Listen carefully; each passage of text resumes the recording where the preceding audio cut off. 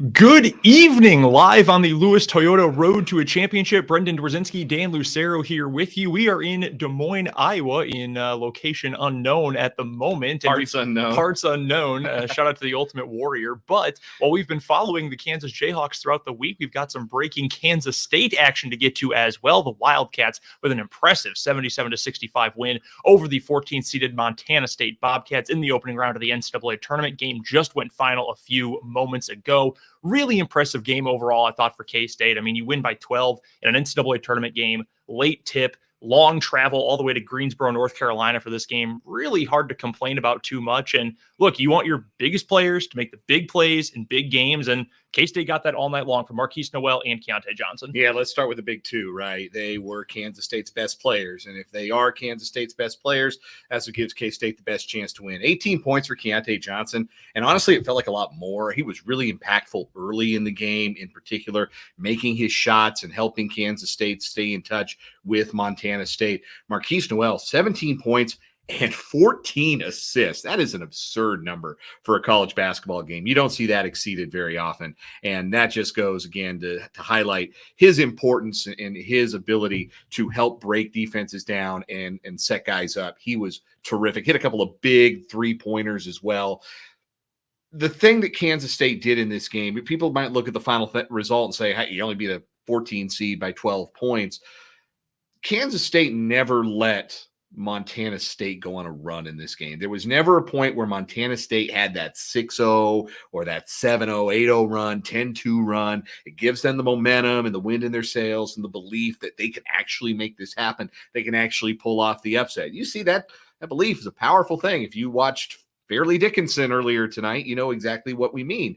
But Kansas State played in command for the large part. Turned the ball over only 14 times. I say only. That's around their season average. They took care of the ball, I thought, pretty well for most of the night, and were just in control. They kept Montana State, you say, at arm's length, right? Just kind of never let them get real close. Montana State had one chance to get it to within 6, I think, about 6 minutes in the second half, and they missed an open layup. K-State went down and pushed the lead back up to 10 and just kind of kept it there for the balance of the night. And that's controlling a basketball game. They had the game at a pace and a tempo that I think was acceptable to them, and that's why they walk out of there with a win. Well, and to the point you make about being in command of the game. I mean, early on, score was going back and forth. I think it was 16-16 at one point. It was fairly even scoring-wise, but it just felt like K-State was the better team throughout the game. And I actually want to revisit something we said about Kansas during 580 Sports Talk on Friday, is that the reason I was picking them over Arkansas this weekend is they're just calm. Like, they don't get rattled by things. They don't freak out.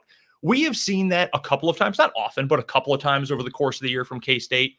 Not in this game. Even when Montana State was playing well, Raekwon Battle was incredible. We've got his stat line rolling on the ticker on the bottom of the screen. Yeah, that's a good player. 27 points. He was fantastic in the game. Player. But when he was making tough threes, when he was making tough pull-up jumpers, K-State never got rattled. They were calm. That's a reflection of coaching, mature players, all of that. And that's what you need in March. You need guys who are going to step up in big moments, and you need to avoid panicking. And let me tell you, we've seen games all day long, and really for 2 days in a row now, where dudes have panicked. Even veteran players, shout out Keyontae Clark, in the clutch moments have panicked. None of that from K-State tonight. And I think that's why they were able to hold on and, like you said, keep them at arm's length throughout. Yeah, that is. It's a testament to leadership, having veteran guys, a testament to coaching as well. Like I said, Montana State, they hit some tough shots, and they had, a couple of opportunities where Montana State could have gotten closer in the game. Montana State threw a junk D at them late, went to that 1-3-1 zone and forced a couple of turnovers. Kansas State was throwing some long lobs over the top of that. And that's a tough defense to crack against an athletic team that's playing hard, playing desperate. But then Kansas State figured it out, right? And when they figured it out, they started getting guys into the low post, into the block, finding those open opportunities, and Naquan Tomlin feasted. We talked about the big two for Kansas State. Let's talk about some of the unsung heroes tonight. Naquan Tomlin, 13 points. If he hadn't gotten into foul trouble, probably would have scored about 20. Yeah. There wasn't really anything that Montana State could do with somebody with his size and his ability, and he was really, really important in the win tonight for Kansas State. David Gasson came up with some huge plays down the stretch as well. The steal, and what ended up being a 4-point possession late in the game. He had the intentional foul, wiped away a basket, which I kind of thought was unfair, but in a reverse ball don't lie situation, Gasson, a 47% free throw shooter, swishes both free throws, and then he scores on the out-of-bounds play, turned that into a 4-point trip, and that was pretty big. That, and then I think the next possession was a Nowell 3 that felt like the dagger, and then you had the Sills dunk, and really at that point the celebration is on. But Gasson, I thought, struggled early but grew into the game and made some crucial plays late. Bebe Iziola gave K-State really good minutes at the 5 too. Montana State's a team that wanted to pound the ball inside, and Iziola made that a lot harder for them to do. So I thought that was a really, really solid effort for K-State's bigs. They needed that from them against Montana State. They will certainly need that from them against their next opponent. No, that is absolutely true. We'll get to that matchup coming up here in just a minute. But just running through the box score, it's almost amazing that the deficit was only 12 points. I mean, Kansas State dominated in so many of these different categories. And you want to talk about field goal percentage. K-State shot 58% from the floor, 46 for Montana State. K-State better from 3, well, about even from 3, although threes really didn't play a huge factor in the game in the end. Free throws, better percentage for K-State. They won the rebounding battle, offensive rebounding battle, assists on more buckets. They had fewer turnovers, 14 of them, but 15 for Montana State. You'll take that. Anytime you finish plus in the turnover margin, you consider that a win, whatever the raw numbers are. That was just a very full, complete team kind of basketball game. And you're right. Guys like Sills, guys like Gasson, they did, or not Sills, but Tomlin, those guys deserve credit. Although Desi Sills did have the play of the day with that crazy dunk at the end. That I thought they were going to tee him up. He was on his head, and he showed that maybe a little too often. I think the ref gave him some leeway, understanding it was a tournament game. But I think the fact that those guys contributed, you got plays from your big stars, it was a full, complete team game, which has been most of what the good has been for K-State this year, right? Where it's not just Markquis Nowell going off, which he's prone to do, not just Keyontae Johnson going off, which we know he can do, but the fact that everyone is contributing, I think that just takes this team to an entire another level because they've got the talent to do that. It's just been a matter of can it mesh matchup to matchup. Yeah, we talk about the best players playing well, and that's certainly K-State's not going to beat anybody if they don't get really good play from Johnson and Nowell, but the ceiling raisers have been the guys like Sills and the guys like Tomlin. Those two guys in particular, when they play well, that really levels up K-State's ceiling, and we saw tonight. Sills didn't maybe have a spectacular stat line, but Tomlin, 13 points, and again, barely out there in the first half due to some foul trouble. But that was another thing that we talked about on 580 Sports Talk.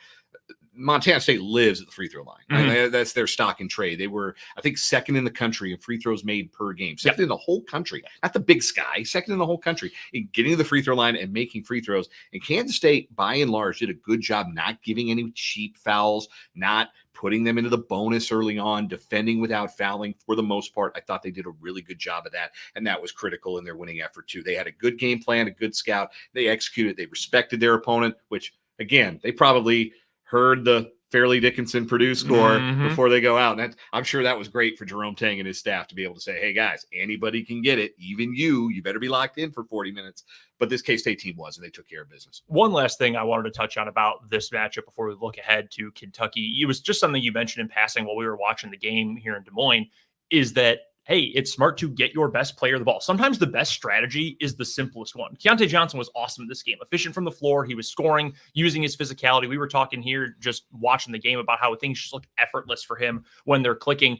Again, sometimes it's very simple. Markquis Nowell, when you're open, shoot the three. When you've got Keyontae Johnson open, even close to open anywhere on the floor, get him the ball.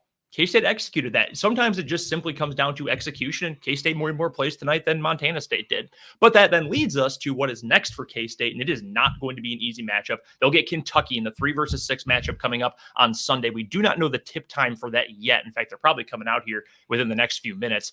We've got a few games going final. TCU's been down the entire day. They're now within. Hold ahead? Yeah, they're now 3 points ahead of Arizona State. It has been such an incredible couple of days. They were down 5.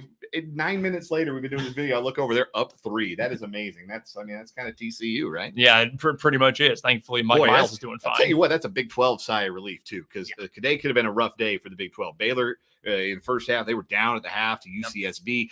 Iowa State turned in maybe the most miserable performance of any tournament team this year. And now, if TCU can survive this game, then things look a little brighter for the Big 12 moving into the weekend. So, with that in mind, looking ahead to Sunday. And it's tied. That's March. That is what happens in March. First thoughts on Kentucky. Oscar Tshiebwe didn't have a huge offensive impact in the win over Providence today. He had 8 points. He had 20 5 rebounds. It's the most in an NCAA tournament game since 1977. Kansas State is going to have to attack the boards. You know, they don't have quite as much size as Kentucky, but it's going to take a team effort. And that's not new for K-State. They've been at a size disadvantage for the better part of Big 12 play. So that's not new for them. That's not something they're going to have to come up with out of the blue. I think that they'll be locked in for that. The other thing to watch, Severe Wheeler did not play for Kentucky today. That's a big deal. He's one of their ball handling guards, one of their playmaking guards. If he can't go, that's one less guy they can match up with Sills and Nowell in the backcourt. I think this is a winnable game for Kansas State. Again, if they come out 40 minutes solid effort, they defend the way they did in this game, and they're able to, again, minimize the impact as much as they can of Sheway on the boards and shoot a little better from three-point range because K-State really didn't make a lot of threes. They're going to have to make more than 4 threes, I think, against this Kentucky team. But if they do those things, I think it's a winnable matchup for them. 2 things to piggyback on your points real quick before we get out of here. One, those bigs, we were talking about the importance of the role players for K-State in this game against Montana State in the opener.